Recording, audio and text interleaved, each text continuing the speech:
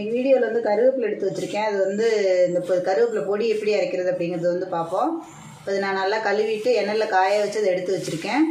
இப்போ இது வந்து இட்லி, தோசை, சாதம் எல்லாத்துக்கும் யூஸ் ஆகுற மாதிரி ஒரே பொடி வந்து எல்லாத்துக்கும் எப்படி யூஸ் ஆகுது அப்படிங்கிறது வந்து பார்த்துட்டு இப்போ வந்து அரைக்கலாம். இப்போ வாங்க வீடியோக்குள்ளே போவோம். நான் வந்து எந்த கப்பில் எடுக்கிறேனோ அந்த கப்பில் வந்து பெரிய கப்பு வந்து 1 கப்பு வந்து கருவேப்பிலை எடுத்து வச்சுருக்கிறேன். இப்போ அதுக்கு தகுந்த மாதிரி கடலைப்பருப்பு, உளுந்தம் பருப்பு எல்லாம் நம்ம வறுத்து எடுத்துக்கிடுவோம். இப்போ நான் அந்த மாதிரி ஒரு இரும்பு கடாயை வந்து அடுப்பில் எடுத்து வச்சுருக்கேன். நல்ல கனமான கடாயை எடுத்து வச்சுக்கிறோங்க. இப்போ நம்ம முதல்ல வந்து கடலைப்பருப்பு வறுத்து எடுத்துருவோம். இப்போ இதில் வந்து நான் 1 கப்பு வந்து கடலைப்பருப்பு சேர்த்துருக்கேன்.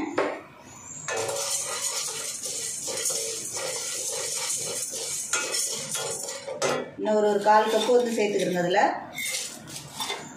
இது வந்து ஒரு 100 கிராம் வரும். அந்த அளவுக்கு வந்து இதை வந்து சேர்த்துக்கிறோங்க. நல்லா அடுப்பை வந்து சிம்மில் வச்சு இதை வறுத்து எடுத்துருவோம், கருகிராமல். இதுக்கெலாம் வந்து தண்ணி சேர்க்கணும், வந்து எண்ணெய் சேர்க்கணுங்கிறது இல்லை.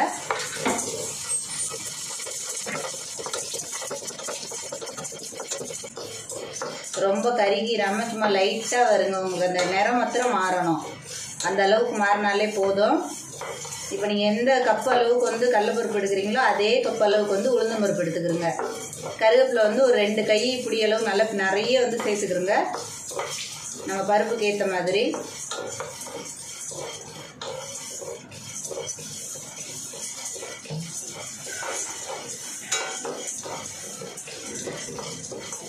பருப்பு சூடேறிடுச்சுன்னா சீக்கிரமாக வந்து கருகிடும். அதனால் அடுப்பை சிம்மில் வச்சு அதை வறுத்து எடுத்துக்கிறோங்க. இல்லைன்னா பொடி வந்து கருப்பாக இருக்கும் பார்க்குறதுக்கு. நம்ம கலர் மாறாமல் ஓரளவுக்கு நம்ம பச்சையாக அரைக்கிற மாதிரி பார்க்கலாம். அதை இந்த மாதிரி இரும்பு கடாயினா உங்களுக்கு வந்து பருப்பு கருகியும் போகாது, நல்ல ஹீட்டும் நிற்கும். அடுத்த கருவேப்பிலையெல்லாம் போடும்போது சீக்கிரமாக வந்து வறுத்து எடுத்துடலாம். இப்போ ஓரளவுக்கு நேரம் மாறிடுச்சு. இது வந்து இப்போ இதை வந்து ஒரு தாளத்தில் மாற்றி ஆற வச்சுருவோம்.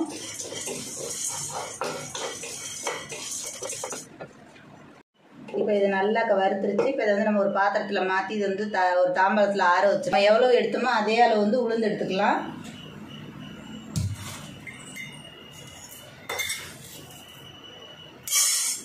அதே ஒரு 1.25 கப்பு எடுத்துக்கிறோங்க.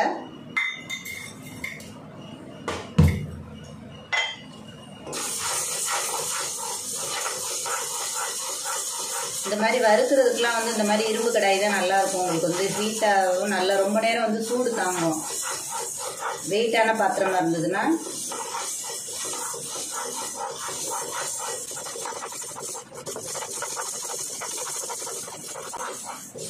நல்லா கைவிடாமல் கிண்டிடுங்க. இல்லைன்னா வந்து உங்களுக்கு பருப்பு வந்து கருத்துரும்.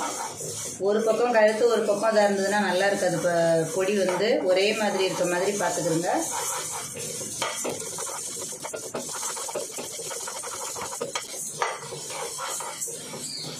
இப்போ உளுந்தும் ஓரளவுக்கு வந்து நிறம் மாறிடுச்சு. எப்படியும் ஒரு பருப்பு வந்து ஒரு 5 நிமிஷமாக ஆகும் கண்டிப்பாக வறுக்கிறதுக்கு. சட்டி சூடு இருந்துச்சுன்னா ஒரு 3-4 நிமிஷத்தில் வந்து ரெடி ஆயிடும். நீங்கள் இந்த இதுக்கெலாம் வந்து எண்ணெய் சேர்க்காதீங்க. எண்ணெய் சேர்த்திங்கன்னு சொன்னால் பொடி ஒரு மாதிரி வாடை வந்துடும். ஒரு மாதத்துக்கு மேலே கூட வச்சுக்க முடியாது இது வந்து. அதனால் முடிஞ்ச அளவுக்கு எண்ணெய் சேர்க்காமலே வருங்க. இதில் வந்து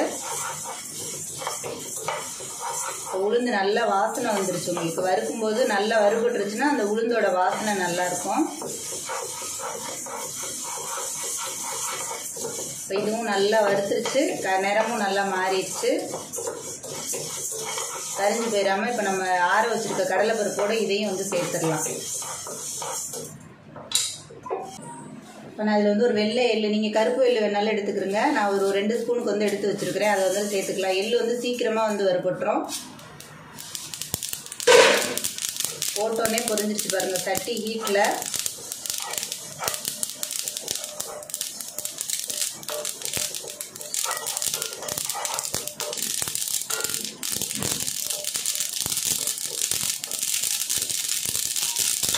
போதும், ஃபுல்லாக வெடிக்குது. அதனால் நம்ம வந்து மாட்டிக்கிட்டுலாம் அதை. இப்போ லைட்டாக இதில் வந்து கொஞ்சம் எண்ணெய் சேர்த்துக்கிறோங்க, நல்லெண்ணெய் சேர்த்துக்கிறோங்க. ரொம்ப வேணாம், சும்மா ஒரு ஸ்பூன் அளவுக்கு சேர்த்துக்கிறோங்க.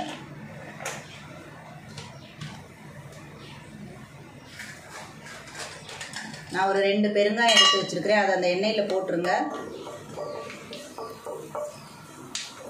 நல்லா பொரிஞ்சிடும். அது கட்டி பெருங்காயம் தான் நல்லாயிருக்கும். இதுக்கு வந்து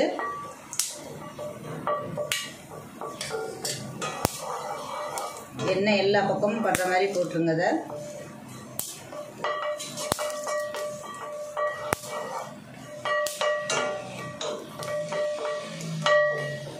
இப்போ இது வந்து நல்லா அந்த எண்ணெயில் வந்து கருகிராமல் உங்களுக்கு வந்து வாசனை வர அளவுக்கு வறுத்துக்கிட்டிங்கன்னா நல்லா அந்த உப்பி வரும்.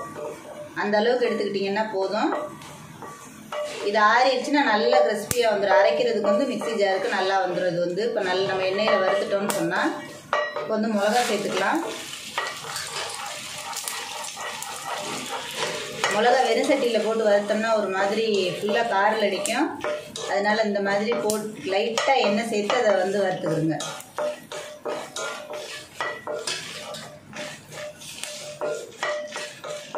மிளகா வந்து கருகிராமல் இப்போ இதை எடுத்துடலாம் ரெண்டையுமே.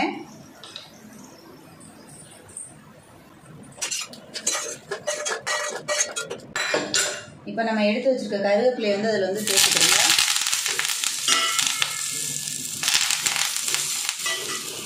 உங்களுக்கு எவ்வளோ தேவையோ கருவேப்பிலை வந்து எடுத்துக்கிறோங்க. நான் வந்து அந்த கப்பு அளவுக்கு வந்து இப்போ 1.25 கப்பு வந்து 2 பருப்பு எடுத்துருக்கோம்னா அது ஒரு 4 கப்பு அளவு வரும். அந்த அளவுக்கு நான் கருவேப்பிலை எடுத்திருக்கேன். இதுக்கு எண்ணெய் தேவையில்லை, அந்த இருக்கிற எண்ணெயே போதும். கருவேப்பிலை மட்டும் நல்லா வந்து மொறுமொறுன்னு வரணும் உடைச்சி பார்க்கும்போது. அப்போ தான் வந்து அரைக்கிறதுக்கு வந்து கரெக்டாக வரும். இப்போ அந்த கருவேப்பிலை நல்லா வறுக்கட்டும்.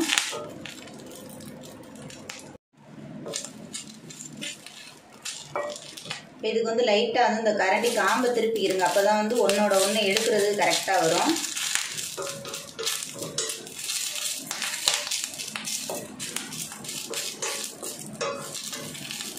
இந்த கலர் மாறிடாமல் வறுத்து எடுத்துருங்க.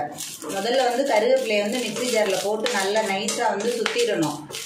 அதுக்கப்புறம் தான் வந்து பருப்பை போட்டு அரைக்கணும்.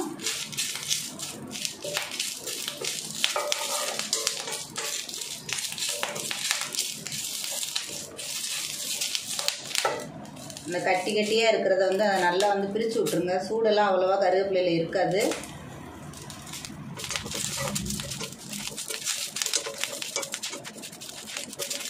நம்ம உடைச்சி பார்க்கும்போது கையில் வந்து கருவேப்பிலை வந்து நல்லா உடைஞ்சி வரணும்.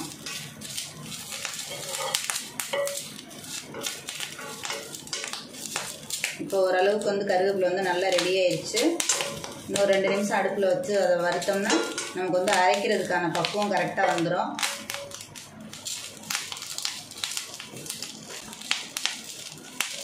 அடுப்பை ஃபுல்லாக வச்சிடாதீங்க, ஃபுல்லாக கலர் மாறிடும்.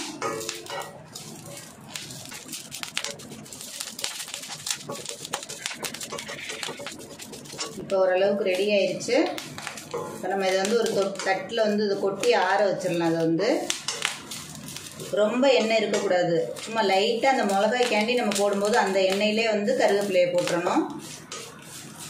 ரொம்ப எண்ணெய் இருந்ததுன்னா பொடி வந்து ஒரு மாதிரி சீக்கிரமாக வந்து அந்த எண்ணெய் ஸ்மெல்லு வந்துடும்.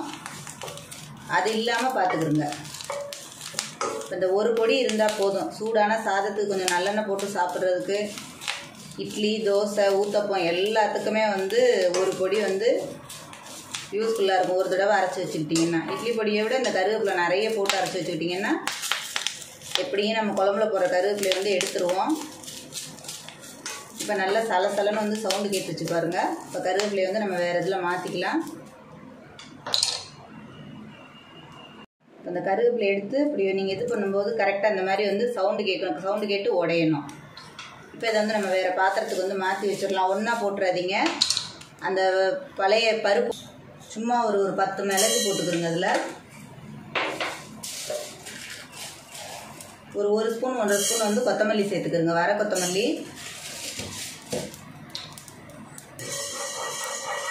அது அந்த கடாயில் உள்ள ஹீட்டிலே இதை வந்து வறுத்து எடுத்துடலாம்.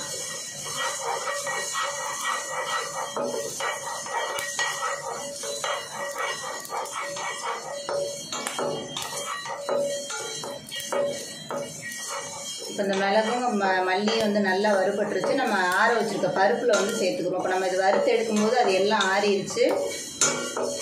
இப்போ நம்ம அதை வந்து இந்த வறுத்ததை வந்து நம்ம பருப்போடு சேர்த்துக்குருவோம் ஒன்றா அரைக்கிறதுக்கு.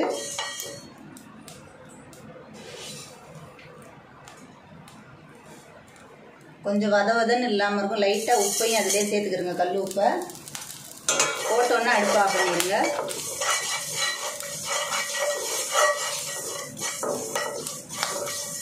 அதில் அந்த உப்புல வந்து கொஞ்சம் தண்ணி இருந்ததுன்னா அதுவும் இதிலே ஃபுல்லாக நல்லா ட்ரை ஆயிரும். இப்போ இதை நம்ம ஆற வச்சுருக்கிறதுல வந்து பருப்போடு சேர்த்துக்குவோம். இப்போ நம்ம ஆற வச்சுருக்க பருப்பு எள்ளு எல்லாம் வச்சுருக்கோம்ல, அதில் வந்து இந்த மிளகாயும் பெருங்காயமும் அதில் வந்து சேர்த்துக்கிறோங்க. இப்போ நான் கருவேப்பிலை மாத்திரம் தனியாக எடுத்து வச்சுருக்கேன்.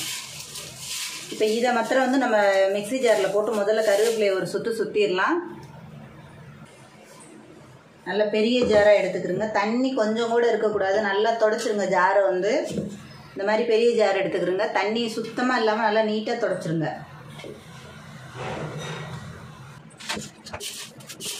அள்ளும் போதே நல்லா சவுண்டு கேட்குது பாருங்கள், வறுத்ததுக்கான சவுண்டு.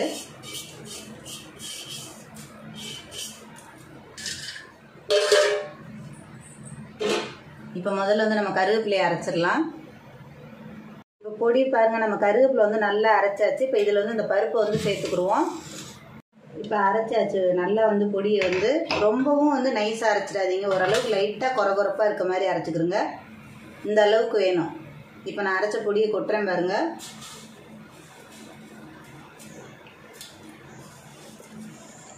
எவ்வளோ சூப்பராக இருந்திருக்கு பாருங்கள் பொடி வந்து. இப்போ இது எண்ணெய் ஊற்றி நம்ம இதுக்கெலாம் சாப்பிட்றதுக்கு டேஸ்ட்டும் சூப்பராக இருக்கும். நல்ல காரம் எல்லாமே கரெக்டாக இருக்குது, உப்பு எல்லாம்.